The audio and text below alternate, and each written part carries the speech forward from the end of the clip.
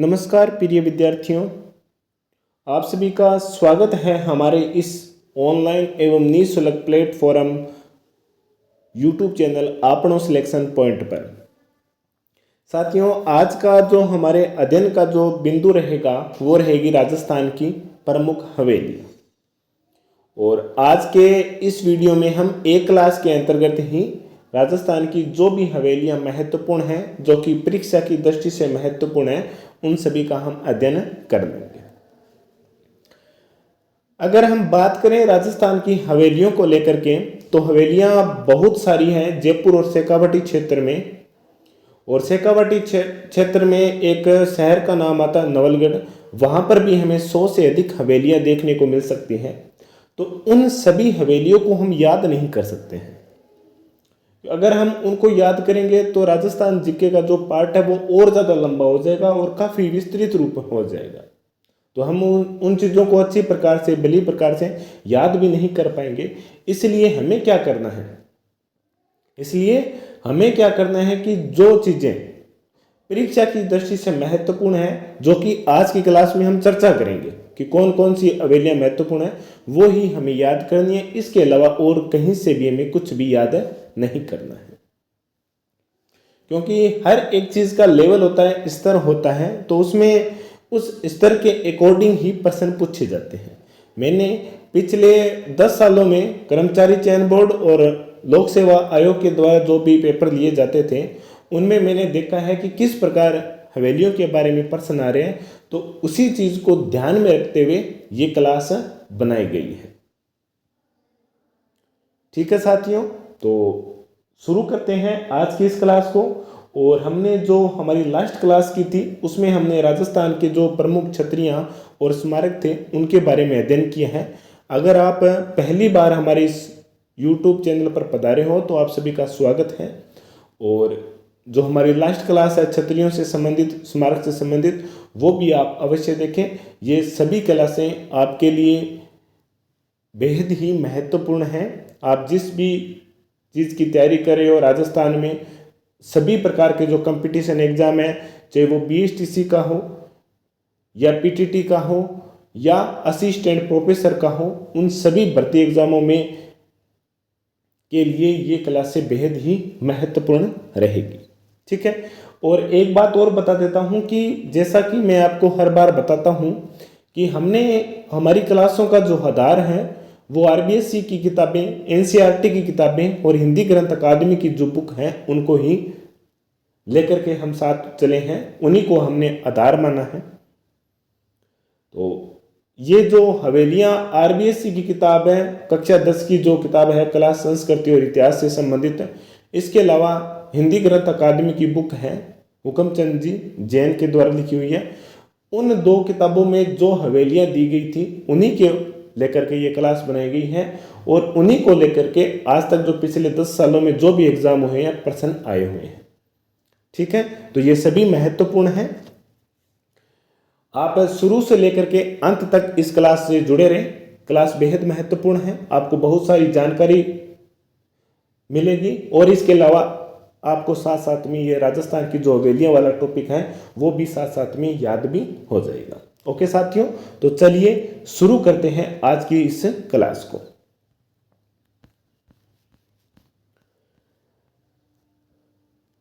बात करते हैं हवेली परंपरा। ये हवेली परंपरा क्या थी, किस उद्देश्य से शुरू की गई थी, कौन से क्षेत्र में पनपी थी, इनके बारे में हम सामान्य सी जो बातें हैं उनको देख लेते हैं। कि हवेली किसी उद्देश्य को लेकर के नहीं बनाई गई थी, कि कोई खास उद्देश्य इस प्रकार का नहीं था। हवेली जो सेठ साहूकार थे, जो धनिक वर्ग के लोग थे, यानी कि आर्थिक रूप से जो संपन्न लोग थे, उन्होंने अपने निजी आवास के लिए हवेलियों का निर्माण करवाया था। हवेली निर्माण की जो परंपरा थी वो जयपुर से शुरुआत हुई थी। ठीक है, परंतु इसका जो सर्वाधिक विकास माना जाता है वो शेखावाटी अंचल में माना जाता है। आगे हम अध्ययन करेंगे, आप उससे आप अनुमान लगा लेना कि शेखावाटी क्षेत्र, जिसमें विशेष रूप से झुंझुनू और सीकर को हम शामिल करें, तो यहाँ पर हर एक गांव में, हर एक मोड़ पर एक नई हवेली है। तो ये हवेली परंपरा शुरुआत जयपुर से हुई थी।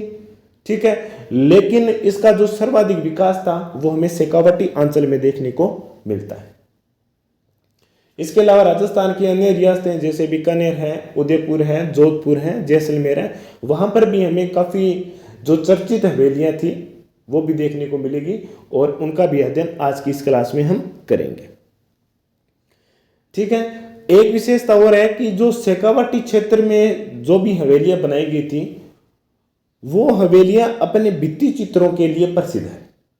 भित्ति चित्र जिसके बारे में मैंने कई बार अपनी जो पहली क्लासें थी उनमें भी मैंने कई बार आपको अवगत करवा दिया था कि भित्ति चित्र क्या है, कि जब हवेलियों के या किसी महल के या दुर्ग के दीवारों पर उकेर करके चित्रकारी की जाती है, चित्र बनाए जाते हैं, उनको हम क्या बोलते हैं, भित्ति चित्र बोलते हैं। इसके अलावा जैसे शैल चित्र हैं, उनके बारे में जैसे हमारी जो चित्रकला से संबंधित जो हमारा टॉपिक आएगा चित्र शैलियों से संबंधित है, उसमें कोटा में कुछ है, कोटा और झालावाड़ की सीमा पर वहां पर भी हमें चित्र शैल मिले हैं।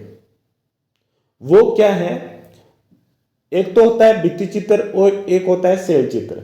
शैल चित्र क्या होता है कि जब कोई गुफा होती है, पहाड़ नुमा आकृति होती है, उसको कुरेद करके बनाया जाता है तो उनको हम बोलते हैं शैल चित्र। और भित्ति चित्र जब किसी दीवार पर बनाया जाता है तो उनको हम भित्ति चित्र कहते हैं। ठीक है, तो चलिए शुरू करते हैं आज की इस क्लास को। पहला पॉइंट है कि राजस्थान के नगरों में सामंत और सेठों ने भव्य हवेलियां बनवाई थी। जैसे राजा महाराजा थे, उन्होंने दुर्ग बनाए, किले बनाए, महल बनाए। ठीक है, तो उनसे जो नीचे की कैटेगरी के जो व्यक्ति थे जिन्हें हम सेठ और साहूकार बोलते हैं, जागीरदार बोलते हैं, उन्होंने क्या किया कि विभिन्न प्रकार की हवेलियों का निर्माण प्रारंभ करवाया। जयपुर की हवेली परंपरा इतनी प्रसिद्ध हुई कि बाद में शेखावटी के धनिकों ने भी अपने अपने गांव में विशाल हवेलियां बनवाने की परंपरा की नींव डाली। यानी कि जो हवेली परंपरा थी उसकी शुरुआत हमें कहां से देखने को मिलती है, जयपुर से मिलती है। कहां से? जयपुर से। जयपुर से हवेली परंपरा की शुरुआत हो चुकी थी, परंतु इसका जो सर्वाधिक विकास था वो शेखावटी अंचल में देखने को मिला, क्योंकि यहाँ के जो धनिक लोग थे, बाणिया लोग जिसे हम बोलते हैं, बणिये बोलते हैं, उन्होंने ज्यादा इनको हवेलियों को महत्व दिया और अपने अपने गांव में अपने परिवार के लिए अपने नाम से विभिन्न प्रकार की हवेलियां बनवाई थी। चलिए आगे चलते हैं।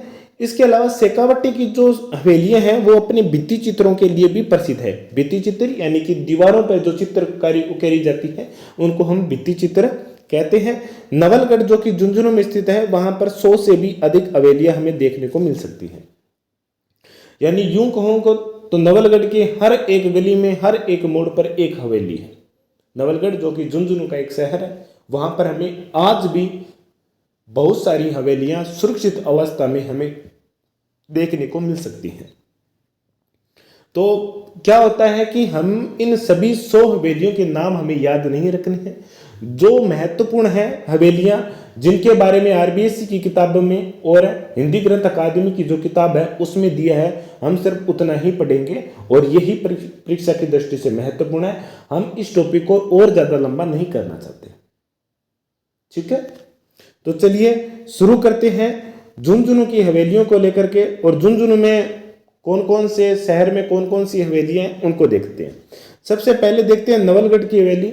नवलगढ़ जो कि 100 हवेलियों के लिए प्रसिद्ध है। ये एक प्रश्न भी बनता है, आपको ध्यान में रखना है कि राजस्थान का कौन सा वह शहर है या कौन सा वो गांव है, कौन सा वो नगर है जो कि 100 हवेलियों के लिए प्रसिद्ध है। तब हमारा जो राइट आंसर रहेगा वो रहेगा क्या? नवलगढ़। नवलगढ़ में हमें रूप निवास की हवेली, भगत की हवेली, जालान की हवेली, पोदार की हवेली और बंगरिया की हवेली देखने को मिलती है। ये वो हवेलियां हैं जो कि प्रसिद्ध है और परीक्षा की दृष्टि से महत्वपूर्ण है। याद रखना है, रूप निवास, भगत, जालान और पोदार और बंगेरिया की हवेली है वो कहां पर स्थित है? झुंझुनू के एक नगर नवलगढ़ में स्थित है ये हवेलियां। यही हवेलियां आपको याद रखनी है, यही हवेलियां परीक्षा की दृष्टि से महत्वपूर्ण है। ठीक है, आगे चलते हैं। आगे देखते हैं बिसाऊ जो कि झुंझुनू का ही एक शहर है। वहां पर भी बहुत सारी हवेलियां हैं और उनमें से जो प्रसिद्ध और विख्यात हवेलियां हैं जो कि परीक्षा की दृष्टि से महत्वपूर्ण है उनको देख लेते हैं। जैसे कि नाथूराम पोदार की हवेली है, सेठ जयदाल केडिया की हवेली है, सेठ हीरालाल जी की हवेली है, सेठ बनारसी लाल की हवेली है और सीताराम सिंगतिया की हवेली विख्यात है। बिसाऊ शहर में कौन कौन सी हवेलियां प्रसिद्ध हैं? जैसे नाथूराम पोदार की हवेली, सेठ जयदाल केडिया की हवेली, सीताराम संगतिया की हवेली, सेठ हीरालाल जी की हवेली और सेठ बनारसी लाल की हवेली। ये ही हवेलियों का जिक्र क्यों किया है ये मैंने आपको शुरू में बता दिया, क्योंकि इन हवेलियों के बारे में हिंदी ग्रंथ अकादमी की जो बुक है और इसके अलावा आरबीएससी की जो किताब है उसमें जिक्र किया गया है, तो हम उन्हीं हवेलियों का यहाँ पर अध्ययन करेंगे, अन्यथा किसी भी हवेली का हम यहाँ पर अध्ययन नहीं करेंगे, क्योंकि हवेलियाँ की कोई सीमा नहीं है, बहुत सारी हवेलियाँ हैं और अब हम उन सभी हवेलियों को याद भी नहीं रख सकते। कम होगी तो टॉपिक भी हमें छोटा लगेगा, मानसिक रूप से हम पर कोई भी प्रकार का दबाव भी नहीं आएगा और आसानी से हम उस टॉपिक को कंप्लीट भी कर लेंगे।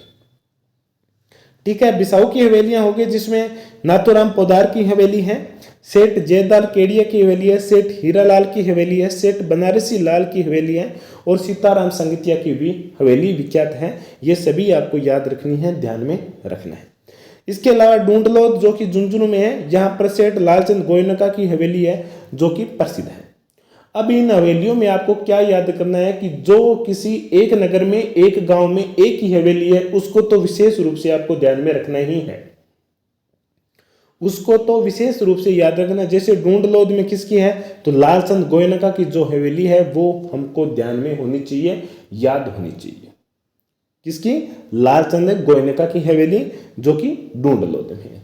हवेलियों के निर्माण का उद्देश्य मैंने बता दिया है कि सेठ साहूकारों ने, कि पहले क्या होता था कि जैसे, और आज भी आप देख लो, पहले की छोड़ो आज भी देख लो, जैसे किसी का बड़ा मकान होता है तो हम अनुमान लगा सकते हैं कि इसके पास आर्थिक रूप से ये सशक्त है, तो वो अपनी आर्थिक शक्ति को प्रदर्शन करने के लिए इस प्रकार की हवेलियों का निर्माण करते थे। ठीक है, और ताकि भविष्य में भी आने वाले लोग भी यही देखें कि इस प्रकार के सेठ थे जिन्होंने इस प्रकार की हवेलियों का निर्माण करवाया था। ये हवेलियां कोई 100 साल है, कोई 200 साल है, कोई 250 साल पुरानी है और आज भी हम उनको याद कर रहे हैं। यही उद्देश्य है कि वो सेठ अपनी आर्थिक स्थिति, आर्थिक शक्ति को दर्शाना चाहते थे और अपने निजी आवास या निवास के लिए इनका इस्तेमाल करते थे, और इसके पीछे कोई भी प्रकार का लॉजिक या कोई भी प्रकार का उद्देश्य हमें सामने नहीं आता है, न ही उनके बारे में जो हिंदी ग्रंथ अकादमी की जो बुक है उसमें दिया है और न ही आरबीएससी की किताबों में कोई और उद्देश्य दिया गया है। आगे तकते हैं मुकुंदगढ़ जो कि झुंझुनू का एक गांव है, वहां पर सेठ राधा कृष्ण और केसरदेव कानोड़िया की हवेली प्रसिद्ध है। मुकुंदगढ़ जो कि झुंझुनू का ही एक शहर है, वहां पर हमें सेठ राधा कृष्ण और केसरदेव कानोड़िया की हवेली है जो कि काफी चर्चित है, काफी विख्यात है, काफी प्रसिद्ध है, आपको ये भी ध्यान में रखनी है। ओके, चलिए आगे देखते हैं चिड़ावा। चिड़ावा भी झुंझुनू में है, यहां पर बगेड़िया की हवेली, वेद और डालमिया की हवेली है। चिड़ावा जहां पर बगेड़िया की हवेली, वेद और डालमिया की हवेली प्रसिद्ध है। इसके अलावा महनसर जो कि झुंझुनू में है, यहाँ पर सोना चांदी की हवेली है जो कि काफी प्रसिद्ध है। आपको ये याद रखनी है कि सोना चांदी की जो हवेली है वो कहाँ पर है, तो महनसर में। मूल रूप से ये एक पोदार जाति के जो बणिये थे उनके द्वारा बनाई गई थी। इसे सोना चांदी की हवेली क्यों कहा जाता है, क्योंकि इसकी जो इमारतें हैं, छतें हैं, वहां पर सोने और चांदी के, शुद्ध सोने और चांदी के गोल का इस्तेमाल किया गया है, इसलिए इस हवेली को सोना चांदी की हवेली कहा जाता है, जो कि कहाँ पर है, महनसर झुंझुनू में स्थित है। कहाँ पर? महनसर झुंझुनू में स्थित है। चिड़ावा की हवेलियों में कौन कौन सी है? बगेड़िया की हवेली है, वेद और डालमिया की हवेली है, मुकुंदगढ़ में सेठ राधा कृष्ण और केसरदेव कानोड़िया की हवेली प्रसिद्ध है। ठीक है, इसके अलावा झुंझुनू की एक प्रसिद्ध हवेली और है जिसे हम बोलते हैं टिबड़े वालों की हवेली और ईसरदास मोदी की हवेली, और ये एग्जाम में पूछा हुआ है। टिबड़े वाले की हवेली और ईसरदास मोदी की हवेली राजस्थान के कौन से शहर या कौन से जिले या कौन से स्थान पर स्थित है, याद रखना है। टिबड़े वाले की हवेली और ईसरदास मोदी की हवेली कहाँ पर स्थित है? झुंझुनू में। हवेलियों में आजकल जिस प्रकार का एग्जाम पैटर्न चल रहा है उसमें क्या होता है कि उसमें सुमेलित वाला प्रश्न पूछा जा सकता है या निम्नलिखित में से कौन सा संगत है या कौन सा असंगत है, इस प्रकार के भी प्रश्न पूछे जा सकते हैं। ऐसा नहीं है कि वहां पर इस प्रकार के प्रश्न आएंगे कि ईसरदास मोदी की हवेली कहाँ पर है। एक अकेली हवेली के बारे में लगभग संभावना 90% कम है और जो सात में पूछी जाएगी सुमेलित, असुमेलित, संगत या असंगत, उसमें 90% से भी अधिक संभावना है। ठीक है, ये चीज आपको ध्यान में रखनी है। इस प्रकार के प्रश्न एग्जाम में पूछे जा सकते हैं। ओके साथियों, तो एक बार पुनः हम झुंझुनू की हवेलियां हैं उनको देख लेते हैं। जैसे कि नवलगढ़ में रूप निवास की हवेली, भगत की हवेली, जालान की हवेली, पोदार की हवेली और बंगेरिया की हवेली है वो प्रसिद्ध है। बिसाऊ झुंझुनू में नाथूराम पोदार की हवेली है, सेठ जयदाल केडिया की हवेली है, सेठ हीरालाल जी की हवेली है, सेठ बनारसी लाल की हवेली है और सीताराम सिंगतिया की हवेली भी विख्यात है। ये आपको याद रखनी है। आगे देखते हैं डूंडलोद। डूंडलोद में लालचंद गोयनका की हवेली काफी प्रसिद्ध है। मुकुंदगढ़ में देखते हैं तो सेठ राधा कृष्ण और केसर देव कानोड़िया की हवेली प्रसिद्ध है। चिड़ावा में देखते हैं तो बगेड़िया की हवेली, वेद और डालमिया की हवेली प्रसिद्ध है और महनसर में सोने और चांदी की जो हवेली है वो प्रसिद्ध है। इसके अलावा झुंझुनू में टिबड़े वाले की और ईसरदास मोदी की हवेली भी काफी चर्चित है, काफी विख्यात है। तो ये सभी की सभी हवेली आपको ध्यान में होनी चाहिए, आपको याद होनी चाहिए। अब बात ये आती है कि सर हम इनको याद कैसे करेंगे, एक साथ पढ़ेंगे तो कंफ्यूज हो जाएंगे। तो इसके लिए बेस्ट तरीका यही है कि सबसे ज्यादा हवेली हमें शेखावाटी क्षेत्र में, तो शेखावाटी क्षेत्र के किसी 2 जिले को ले लो, 2 जिले जिसमें एक झुंझुनू है दूसरा सीकर है। अब उसमें जैसे हमने पहले ले ली नवलगढ़ की झुंझुनू में, तो सीकर में हमें नवलगढ़ की हवेली। इन 2 हवेलियों, शहर की जो हवेलियां हैं, आपको पूरे दिन में वो 2 ही याद करनी है। ठीक है, अब पूरे दिन में इसका ये मतलब नहीं है कि बाकी सब्जेक्टों को आप पढ़ो मत। जब आप इस टॉपिक में आते हो, हवेलियों वाले, दुर्ग वाले, मंदिर वाले, ये टॉपिक बहुत कंफ्यूज वाला है। तो इसे याद करने का सिंपल सा तरीका क्या है कि इसे छोटे छोटे भागों में तोड़ दो। तोड़ने से क्या होगा कि हम उस चीज को आसानी से याद कर सकते हैं। अगर आपने शिक्षण विधियों में एक आती है, उसमें आपने देखा होगा संश्लेषण से विश्लेषण और विश्लेषण से संश्लेषण, वो यही है कि पहले काटो छोटे छोटे भागों में और उसके बाद में उसे याद करो और उसके बाद में उसको एक साथ याद करो। ये जो शिक्षण विधियां हैं ये ही असली रूप है और ये इनको हमें समझना चाहिए। क्योंकि जैसे टीचर के जो भी एग्जाम होता है, चाहे लेक्चरर का है, सेकंड ग्रेड का है या रीट का है, उसमें ये शिक्षण विधि पूछी जाती है। और बहुत सारे अभ्यर्थियों ने मुझे ये बात बोली है कि सर ये शिक्षण विद्या याद ही नहीं होती है, साइकोलॉजी याद ही नहीं होती है। तो उनके लिए यही बेस्ट तरीका है कि आप उसे ज्यादा से ज्यादा पढ़ते जाओ। आप बार बार पढ़ते जाओगे ना, वो चीज आपको समझ में आती जाएगी। हाँ, एक चीज ये भी है कि इनको पढ़ने के लिए ऐसा नहीं है कि आज मैंने त्यागी सर की किताब पढ़ ली और कल मैंने फर्स्ट रैंक की या अन्य कोई नाथ पब्लिकेशन की किताब पढ़ ली, ऐसा नहीं पढ़ना है। आपको सिर्फ एक ही किताब फिक्स रखनी है। और शिक्षण विधियों में तो आप जो बड़ी किताब आती है, जैसे त्यागी की किताब आती है, काफी चर्चित किताब है, बहुत अच्छी किताब है, वो ही रखो। उसको बार बार पढ़ते रहोगे ना तो शिक्षण विधि की जो शब्द है वो आपके पकड़ में आ जाएंगे और वो आपकी भाषा है ना, वो आपके समझ में आने लगेगी। और शिक्षण विधियां हम पर खुद पर ही अप्लाई होती है। जैसे हम शिक्षक बनेंगे तो हम क्या करेंगे, साइकोलॉजी है वो भी खुद पर ही अप्लाई होती है। हम अपने बाल्यावस्था से लेकर के युवावस्था, वृद्धावस्था तक हम खुद में ही देखते हैं, वो ही साइकोलॉजी है। हमसे हटकर कुछ है ही नहीं है, बस आपको थोड़ा सा धैर्य रखने का और थोड़ी सी उस चीज को समझने की ही देरी है। ओके साथियों, चलिए अब हम बात करते हैं सीकर की हवेलियों के बारे में। सीकर में ज्यादातर हवेलियां हैं, कम हैं, परंतु सभी की सभी हवेलियां परीक्षा की दृष्टि से महत्वपूर्ण हैं। सीकर में सबसे पहले हम बात करते हैं रामगढ़ की हवेली। रामगढ़ में ताराचंद रुद्र नहीं है, रुइया है, थोड़ा सा कर लेना इसे करेक्शन, रुइया। यहाँ पर द द्र हो गया, ई करना है, रुइया की हवेली, ताराचंद रुइया की हवेली। इसके अलावा राम गोपाल व घनश्याम पोदार की हवेली, रामनारायण खेमका की हवेली। अब एक चीज आप यहाँ पर देखो कि पोदार की जो हवेली है वो कॉमन है, जैसे हमने शेखावाटी में, झुंझुनू में भी देखा, झुंझुनू के दो अलग अलग शहरों में देखा, बिसाऊ में भी देखा और नवलगढ़ में भी देखा, और सीकर में हमने रामगढ़ में देखा। ये पोदार एक जाति है, बढ़िया जाति है। तो जो चीज सेम से सेम होती है वो परीक्षा में आने की संभावना उसकी कम रहती है।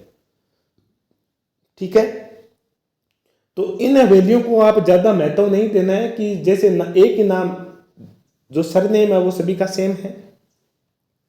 तो इस प्रकार की हवेलियां परीक्षा में भी नहीं पूछी जाती है और आप भी ज्यादा इनको लेकर के कंफ्यूज मत होना है।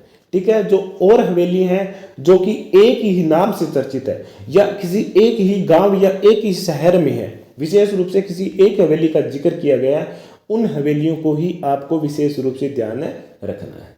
ओके, इसके अलावा रामनारायण खेमका की हवेली है। ठीक है, ताराचंद रुइयों की हवेली है, राम गोपाल और घनश्याम पोदार की हवेली है। ये सभी की सभी हवेली कहाँ पर है? शेखावाटी के एक शहर सीकर के एक गांव रामगढ़ में स्थित है। आगे बात करते हैं फतेहपुर में। फतेहपुर में नंदलाल देवड़ा की हवेली है, कन्हैयालाल गोयनका की हवेली है, नेमीचंद चौधरी की और सिंघानिया और सहजराम पोदार की हवेली है। अब यहां पर देखो पोदार फेर आ गए हैं, तो इनको लेकर के आप कंफ्यूज मत होना कि सहजराम पोदार कहाँ है, राम गोपाल पोदार कहाँ है, घनश्याम पोदार कहाँ है। इनको आप एक साइड किनारे में छोड़ देना है, इसको हल्के सा पढ़ लेना है ताकि थोड़ा बहुत आपको ध्यान में रहे। जो एक नाम अलग से है, यूनिक है और किसी एक गांव में एक ही हवेली है, वो ही आपको ज्यादा ध्यान में रखनी है। तो फतेहपुर में नंदलाल देवड़ा की हवेली है, कन्हैयालाल गोयनका की हवेली है, नेमीचंद चौधरी की हवेली है और इसके अलावा सिंघानिया की हवेली है और सहजराम पोदार की भी हवेली है। ये आपको ध्यान में रखनी है। आगे चलते हैं श्री माधोपुर सीकर की हवेली, और ये सबसे महत्वपूर्ण हवेली है। पंसारी की हवेली आपको याद रखनी है। जिस प्रकार सोने चांदी की हवेली महनसर झुंझुनू में है, उसी प्रकार पंसारी की हवेली कहां पर है? श्री माधोपुर सीकर में है, जो कि आपको याद रखनी है।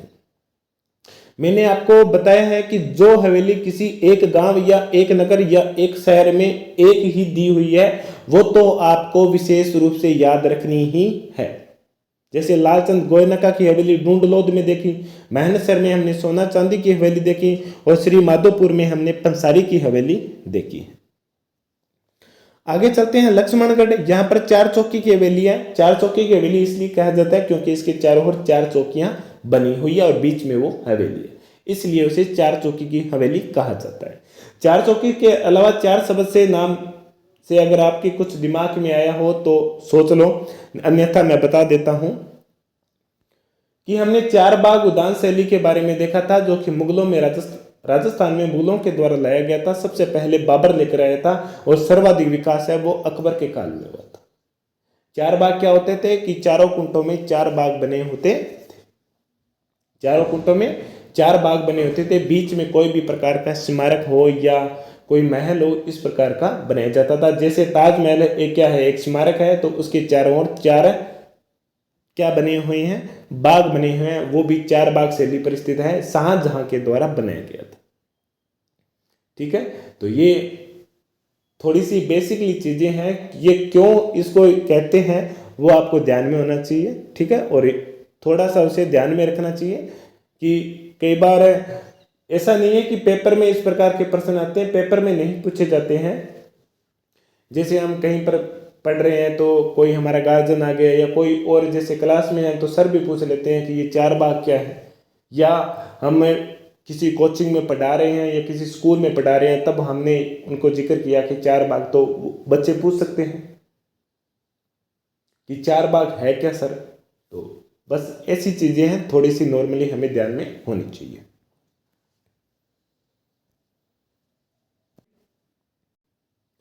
आगे देखते हैं, सीकर में ही एक और हवेली है, गोरीलाल बियाणी की हवेली। कौन सी हवेली? गोरीलाल बियाणी की हवेली। ठीक है, वो भी आपको ध्यान में रखनी है। जैसे टिबड़े वाले की ईश्वरदास मोदी की हवेली कहाँ पर है, झुंझुनू में, उसी प्रकार गोरीलाल बियाणी की जो हवेली है वो कहाँ पर है, सीकर जिले में स्थित है। तो ये सभी है सीकर जिले की हवेलियां, जो कि एक बार हम और देख लेते हैं ताकि हमारा रिवीजन हो जाए। रामगढ़ सीकर में ताराचंद रुइयों की हवेली है, रुद्रा लिखा है, यहाँ पर रुइया कर लेना है आपको। राम गोपाल और घनश्याम पोदार की हवेली है, राम नारायण खेमका की हवेली है। इसके अलावा फतेहपुर सीकर में नंदलाल देवड़ा की हवेली है, कन्हैयालाल गोयनका की हवेली है, नेमीचंद चौधरी की और सिंगानिया और सहजराम पोदार की हवेली है, जो भी है वो आपको ध्यान में रखना है। इसके अलावा श्री माधोपुर में पंसारी जी की प्रसिद्ध हवेली है, जो कि विशेष रूप से आपको ध्यान में रखनी है। इसके अलावा चार चौक की हवेली है, वो भी आपको विशेष रूप से ध्यान में रखनी है। चेतराम की हवेली है, वो भी आपको ध्यान में रखनी है, कहाँ पर है, लक्ष्मणगढ़ सीकर में स्थित है। इसके अलावा सीकर में गोरीलाल बियाणी की भी प्रसिद्ध हवेली स्थित है, वो भी आपको ध्यान में रखनी है।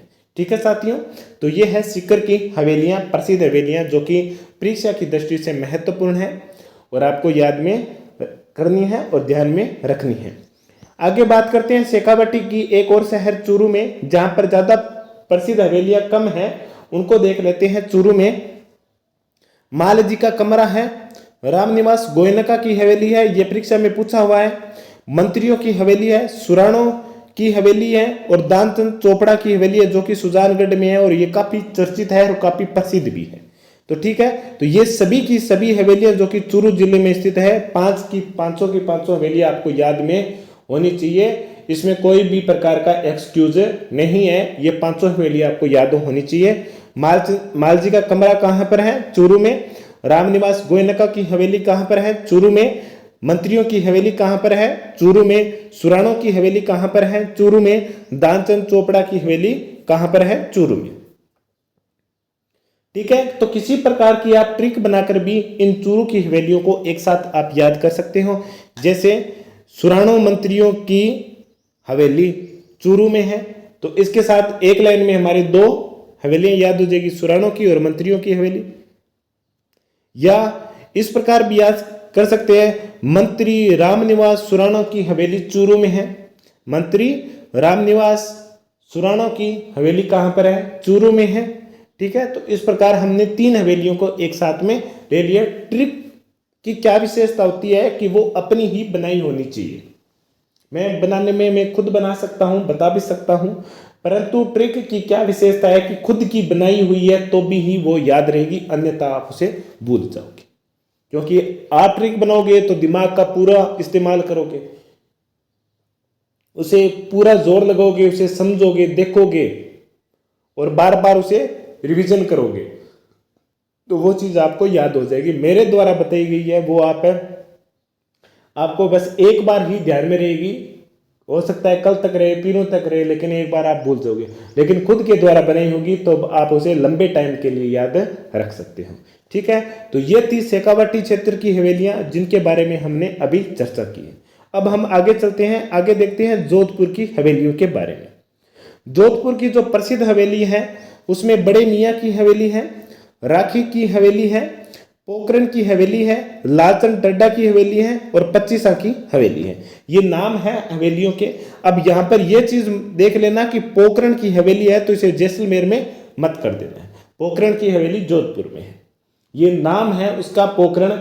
जिस प्रकार हमने देखा होगा कि राजस्थान की जो जन जागृति वाला टॉपिक था उसमें हमने देखा था कि दिल्ली में मारवाड़ी भवन था, वहां पर राजपूताना मध्य भारत सभा की स्थापना हुई थी, मारवाड़ी सभा भवन में।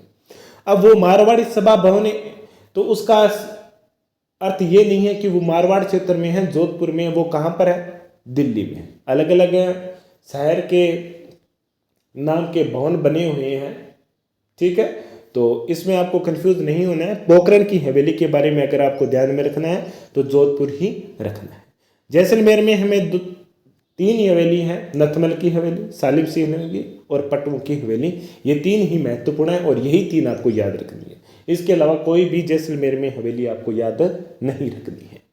ठीक है, तो बड़े मियाँ की हवेली कहाँ पर है, जोधपुर में। राखी हवेली कहाँ पर है, जोधपुर में। पोखरण हवेली जोधपुर में लालचंद डड्डा की हवेली जोधपुर में, और 2500 की हवेली कहां पर है, वो भी जोधपुर में है। ये पांचों के पांचों हवेलियां आपको याद होनी चाहिए। ये पांचों हवेलियां कहां पर हैं, जोधपुर में। ठीक है साथियों, चलिए आगे चलते हैं, जयपुर की हवेलियों के बारे में देखते हैं। और जयपुर की हवेलियों में एक हवेली ऐसी है जो कि काफी चर्चित है, वो आपको याद होनी चाहिए। और वो कौन सी है, नटाणियों की हवेली। नटाणियों की हवेली कहां पर स्थित है, जयपुर जिले में स्थित है। ये विशेष रूप से आपको ध्यान में रखनी है। इसके अलावा रत्नाकर पुंडरीक की हवेली है, इसे थोड़ा करेक्शन कर देना, पुंडरीक, मैं यहां पर लिख देता हूं। पुंडरीक की रत्नाकर पुंडरीक की हवेली कहां पर है, जयपुर जिले में स्थित है। कहां पर है, जयपुर जिले में रत्नाकर पुंडरीक की हवेली है। इसके अलावा पुरोहित प्रताप नारायण की हवेली भी कहां पर है, जयपुर जिले में है। चूरू में जैसे हमने रामनिवास गोयनका की हवेली, मालजी का कमरा, मंत्रियों की हवेली, दारचंद चोपड़ा की हवेली और सुराणों की हवेली, ये पांचों हवेली कहां पर है, चूरू में। इसके अलावा हमने जोधपुर को देखा था, जोधपुर में बड़े मियाँ की हवेली, राखी हवेली, 25 हवेली और पोखरण हवेली। तो ये सभी जो हवेलियां हैं ये जोधपुर में आपको याद रखनी है। जयपुर की हवेली में रत्नाकर पुंडरीक की हवेली, पुरोहित प्रताप नारायण की हवेली और नाटणियों की हवेली, ये काफी चर्चित है और इनके बारे में आरबीएससी की किताबों में भी दिया हुआ है। एक चीज आप ये मानकर चलो कि जो भी चीजें आरबीएससी की किताबों में हैं, आप लाइन टू लाइन आपको याद होनी चाहिए, वो ही परीक्षा में 100 में से 100% पूछी जाएगी। ठीक है, तो उनको आपको इग्नोर नहीं करना है कि इस प्रकार के प्रश्न क्या आएंगे। और जैसा कि मैंने आपको शुरू में, जैसे ही हमने शुरुआत की थी, उसमें मैंने आपको बताया भी था कि जिस चीज को आपको ये लगे कि ये परीक्षा में नहीं आएगी, वो चीज 100 में से 100% वो चीज पूछी जाएगी। क्योंकि जहां पर हम सबका दिमाग बंद हो जाता है, जहां पर हम सोचना बंद कर देते हैं, वहां पर जो एग्जामिनर बैठे रहते हैं वो वहां से शुरू करते हैं। ठीक है, तो ये सभी हवेलियां महत्वपूर्ण हैं जो कि इन क्लासों में आपको करवाई जा रही है। इनमें आप कोई भी प्रकार की काट छांट नहीं करनी है, और जो काट छांट करनी है वो मैं आपको बता रहा हूं साथ साथ में कि कौन सी चीज़ों में क्या सुधार करना है। ठीक है, बाकी सभी महत्वपूर्ण है। मैं विशेष रूप से आग्रह कर रहा हूं कि आप इनमें किसी प्रकार की काट छांट न करें। आगे चलते हैं, आगे देखते हैं बीकानेर की हवेलियों में। तो बीकानेर में बछावत की हवेली है जो कि 16वीं सदी में करण सिंह बछावत के द्वारा बनाई गई थी। ये यहाँ का मंत्री था बीकानेर का। इसके अलावा मोथा धर्मशाला, मोथा हवेली, मुंदड़ा हवेली, रामपुरिया हवेली आदि की हवेलियां अपने शिल्प वैभव के कारण विख्यात है। कोई हवेली क्यों चर्चित है, इसके पीछे है कि उसकी कलाकारी, उसके स्थापत्य कला की विशेषता। ठीक है, तो ये सभी वो गुण हैं जिसके कारण वो हवेली चर्चा में है, जिसको हम आज पढ़ रहे हैं। ये हवेलियां 100 से 200 300 साल पुरानी हैं, लेकिन आज भी हम उनका अध्ययन कर रहे हैं। क्यों कर रहे हैं, क्योंकि ये हवेलियां प्रसिद्ध है अपने स्थापत्य कला के कारण, अपनी चित्रकारी के कारण और अपने शिल्प वैभव के कारण वो चर्चित है, इसलिए हम अध्ययन करेंगे। नवलगढ़ में हमने बहुत सारी हवेलियों के बारे में बताया था कि 100 हवेलियां, लेकिन वहां पर हमने जलान की, पोदार की, भंगेरियों की हवेली, इन सभी थोड़ी सी हवेली 5 से 6 हवेलियों के बारे में ही अध्ययन किए। क्यों किए, क्योंकि ये ही हवेलियां चर्चित है, बाकी हवेलियां चर्चित नहीं है।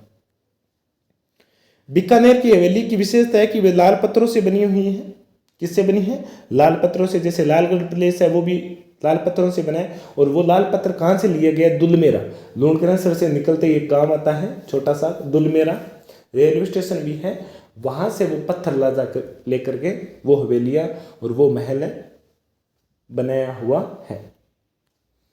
ठीक है, आगे देखते हैं। इसकी सजावट में मुगल, किशनगढ़ और यूरोपीय चित्रशैली की प्रयुक्तता देखने को हमें मिल सकती है।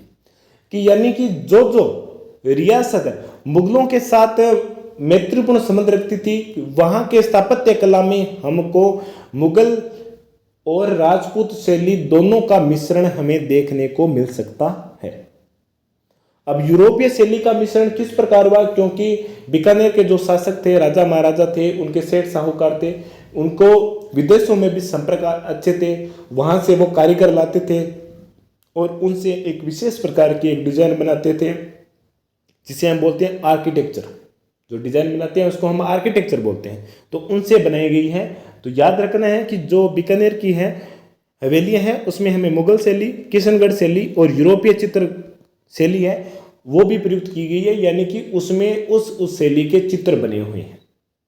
मुस्लिम स्थापत्य शैली के जो चित्र है वो भी बनाए गए हैं। किशनगढ़ जो हमारी शैली है चित्रशैला शैली उसके भी चित्र बने हैं। इसके अलावा यूरोपीय जो चित्र शैली है उसके भी चित्रों का अंकन किया गया है, चित्रांकन किया हुआ है। ठीक है, तो ये है बीकानेर की हवेली, आपको सभी याद रखनी है। बछावतों की हवेली विशेष रूप से याद रखनी है। ये कर्ण सिंह बछावत के द्वारा 16वीं सदी में बनाई गई थी। इसके अलावा मोहता, मुंदड़ा और रामपुरिया की हवेली जो अपने शिल्प वैभव के कारण प्रसिद्ध है। बीकानेर की हवेलियों में लाल पत्थरों का इस्तेमाल किया गया है और बीकानेर की हवेलियों में यूरोपियन चित्रशैली, मुगल चित्रशैली और किशनगढ़ चित्रशैली को भी प्रयुक्त किया गया है।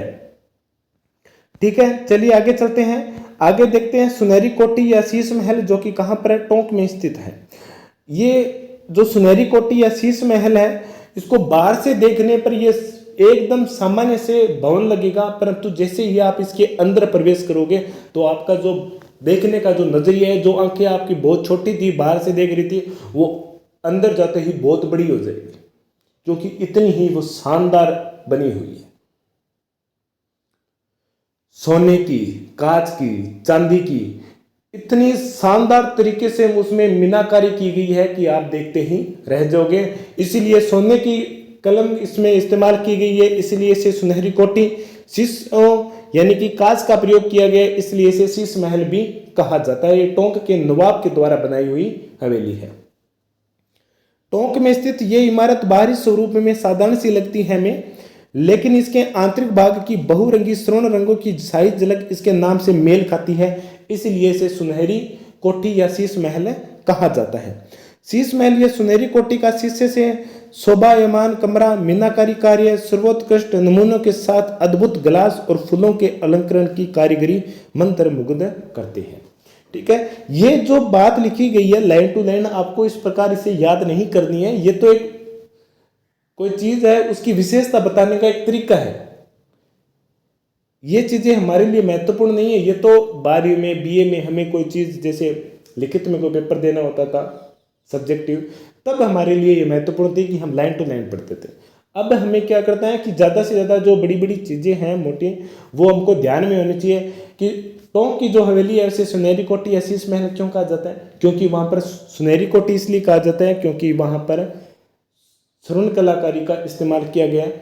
शीश महल क्यों कहा जाता है क्योंकि वहाँ पर बहुरंगी शीशों का बहुत ही शानदार तरीके से उपयोग किया गया है मीनाकारी के रूप में, इसलिए इसे सुनहरी कोठी या शीश महल कहा जाता है। आगे देखते हैं।